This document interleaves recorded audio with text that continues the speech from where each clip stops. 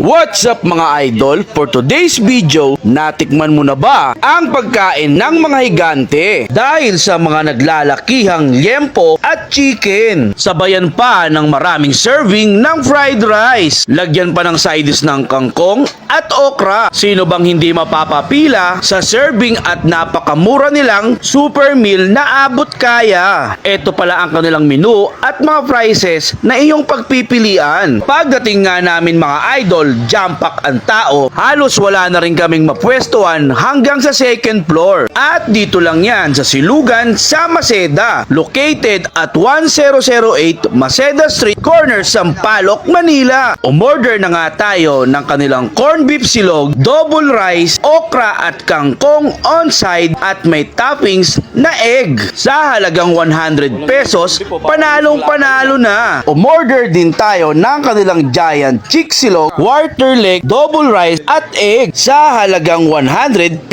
pesos. At ang last nating in-order ang kanilang pangmalakasan, giant liempo, double rice with egg. Sa halos laki ng kanilang giant liempo, pwede na kayong maghati ng jowa mo.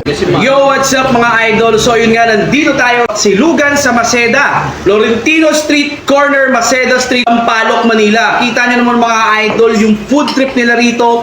Grabe, tingin ko pang 2 serving na to sa tao, no? Kaya let's go, kainan na, no? At eto na nga mga idol, ang pinagmamalaki nilang giant liempo. Grabe sa crispy, juicy at linamnam nito. Dagdagan pa ng sarap ng Mang Tomas. Saktong-sakto din ang side dish na kangkong. Yung fried rice, masarap at sakto ang timpla. Nasarapan din ako sa okra dahil sakto lang ang pagkaka-steam nito. So yun mga idol, sa mga malapit dito, Silugan sa Maceda, puntahan nyo na to. Grabe, ang sarap.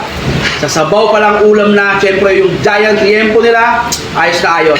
Open pala ito mga idol, 4:30 PM hanggang 12 morning, no? So paano? Food trip na. Let's go.